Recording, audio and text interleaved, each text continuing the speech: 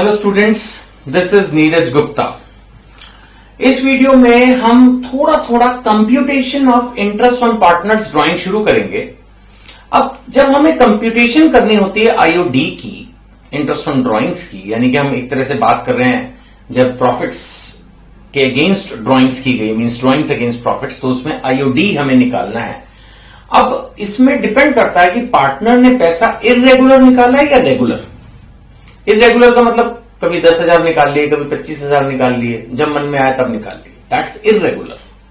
और रेगुलर का मतलब हर महीने 10,000, हर क्वार्टरली 25,000, कुछ भी, मतलब एनी अमाउंट, बट एक फ्रीक्वेंसी है, हर बार अमाउंट भी सेम, फ्रीक्वेंसी भी सेम, राइट। जब इस तरह से होगा regular drawings, systematically same amount, same interval, same gap, I mean, तो हम एवरेज पीरियड मेथड से सॉल्व करते हैं। अब ये क्या बला है, नेक्स्ट वीडियो में। इस वीडियो में हम लेंगे इर्रेगुलर ड्राइंग्स, जब जितना ठीक लगा निकाल लिया। इसको सॉल्व करने के दो तरीके आपकी बुक में दिए गए हैं। इस वीडियो में दोनों तरीके डिस्कस करेंगे, फिर इसके ऊपर एक इलस्ट्रेशन दी गई है, उसको हम बाद में डिस्कस करेंगे। पहले समझते हैं सिंपल मेथड क्या है। सिंपल मेथड है जैसे बच्चों की तरह इंटरेस्ट निकालते निकाल लो भाई। अब मैं एक एग्जांपल लेता हूं।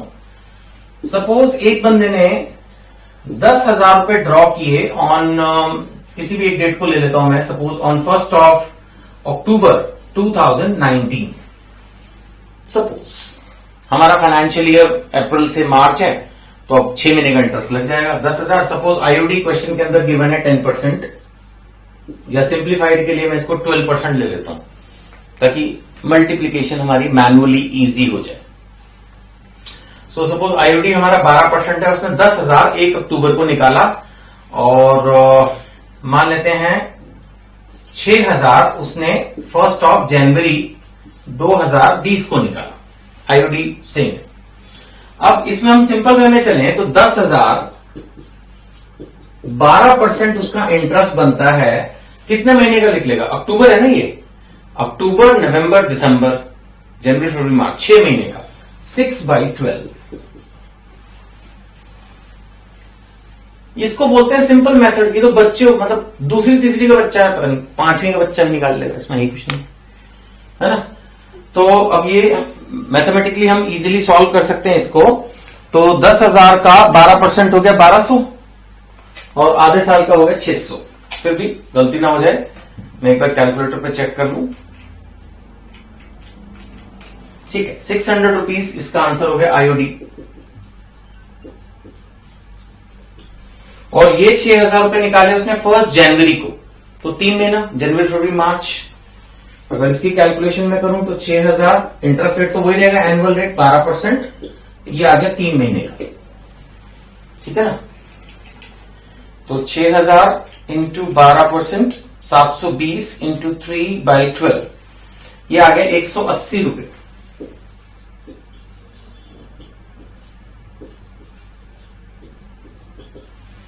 तो सिंपल मेथड जो है वो इस तरह से क्वेश्चन को सॉल्व करता है। I hope it is very very simple. इसमें मैंने जैसे कहा कुछ है ही नहीं, जितने महीने का जो रेट ऑफ इंटरेस्ट है उसे सॉल्व करके इसको निकाल लो, कोई इतना मुश्किल नहीं है, ठीक है।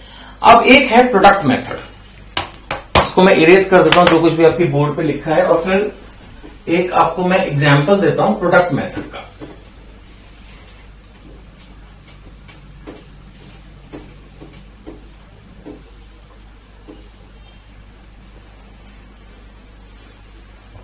सपोज हम एक एग्जाम्पल लेते हैं, आईओडी वही 12% पे ही ले लेते हैं।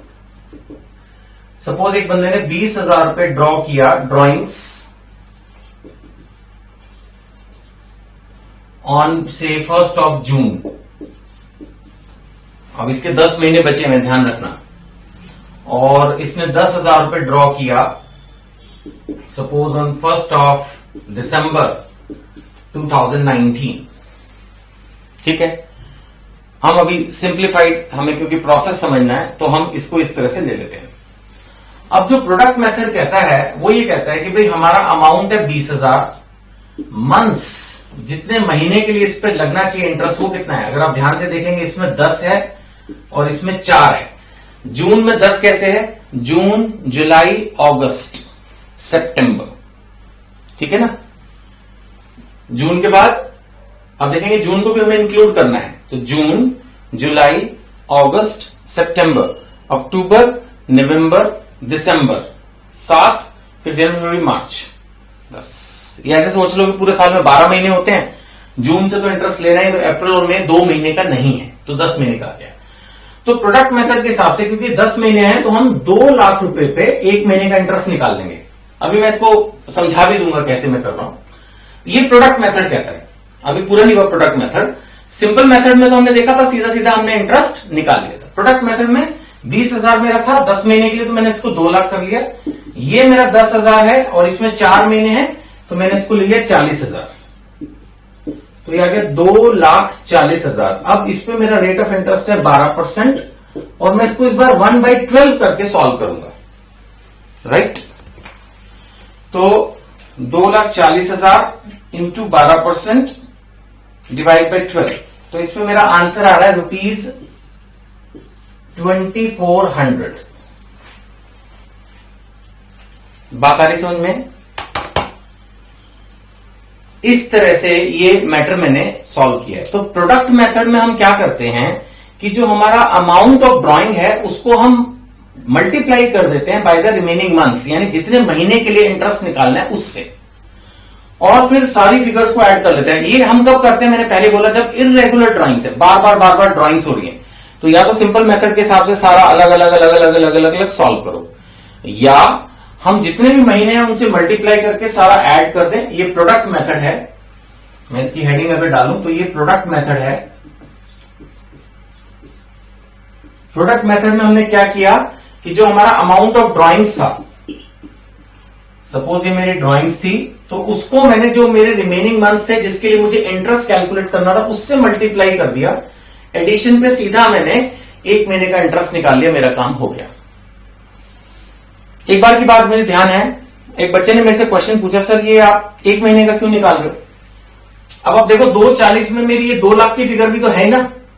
अब आप समझो, अगर मैं सिंपल मेथड से चलूं तो 20,000, ठीक है, इंटू 12% इंटू 10/12, इस तरह से निकलेगा ये।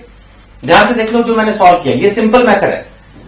20,000 रुपए मैंने ड्राइंग्स की है, 10 महीना मेरा था, तो 20,000 आईओडी मेरा 12%, 10/12, ये तो वही सिंपल मेथड का हो गया ना।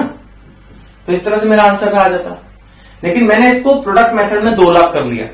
अब मैंने उस स्टूडेंट को ये समझाया कि जैसे ये 2 लाख है, इसको देखो, अब मैं इसी इक्वेशन को दोबारा लिख रहा हूं, 20,000 इंटू 12%, ये तो वही हो गया, इंटू 10 इंटू 1/12। थोड़ा सा अगर आप पेशेंटली देखें, और वीडियो है, दोबारा भी घुमा के देख सकते हो, कोई टेंशन नहीं है। ये एज इट इज लिया, ये एज इट इज लिया, 10/12 की जगह इंटू 10 इंटू 1/12 कर दिया, बात तो वही है। 10/12 की जगह 10 इंटू 1/12 किया, बात तो वही है, राइट। अब ध्यान से अगर अपन देखें तो ये 10 मैंने यहां मल्टीप्लाई कर दिया, तो हम 2 लाख पे एक तरह से जो 1/12 कर रहे हैं उसका ये 10 उठ के इधर आ गया, तो बस ये प्रोडक्ट मेथड बन गया। वैसे इतना मत्था पच्ची करने की जरूरत नहीं है, तो मैंने जस्ट आपको समझाने के लिए बताया, क्योंकि हो सकता है आपके दिमाग में आए कि यार ये 1/12 क्यों कर दिया जब 10 महीना था। तो एक्चुअली वो जो 10 महीने का 10 था वो मैंने अमाउंट ऑफ ड्राइंग में मल्टीप्लाई कर दिया। अब लास्ट क्वेश्चन जो बचता है दिमाग में वही कि सर ये प्रोडक्ट मेथड में ऐसा क्यों कर रहे हैं, मतलब ये प्रोडक्ट मेथड पढ़ ही क्यों रहे हैं। तो वैसे सच पूछूं तो ना बहुत ज्यादा रेलेवेंट मुझे भी नहीं लगता ये प्रोडक्ट मेथड, लेकिन क्योंकि सिलेबस में है, ठीक है कर लो। शायद इससे कुछ केसेस ऐसे होंगे जिनमें ये सिंप्लीफाइड पड़ेगा, और कुछ केसेस में तो सिंपल मेथड ही सिंपल पड़ेगा। तो ये समझ लो कि दोनों तरह से आप कोई भी इस वाले क्वेश्चन को भी अगर आप दोनों मेथड से करो, सिंपल मेथड और प्रोडक्ट मेथड से, मैंने पिछला एग्जांपल जो लिया था सिंपल मेथड में, अब तो इरेज कर दिया, उसको अगर आप प्रोडक्ट से सॉल्व करो, या इसको अगर मैंने अभी आपको प्रोडक्ट मेथड से किया, इसको आप सिंपल से करो, आंसर सेम आएगा। आप करके देख सकते हो, और प्लस आपकी बुक में जो है वो भी मैं आपको भी करके बताऊंगा। तो ये 2 मेथड हैं अगर इररेगुलर ड्राइंग हो, सिंपल मेथड, प्रोडक्ट मेथड। हाँ, अगर रेगुलर ड्राइंग है बिल्कुल सेम चल रही है तब उसमें हम एवरेज पीरियड मेथड से चलते हैं। वो मैं आपको एक्चुअली इसके ऊपर एक इलस्ट्रेशन करवा के फिर करवाऊंगा। ठीक है जी, थैंक यू।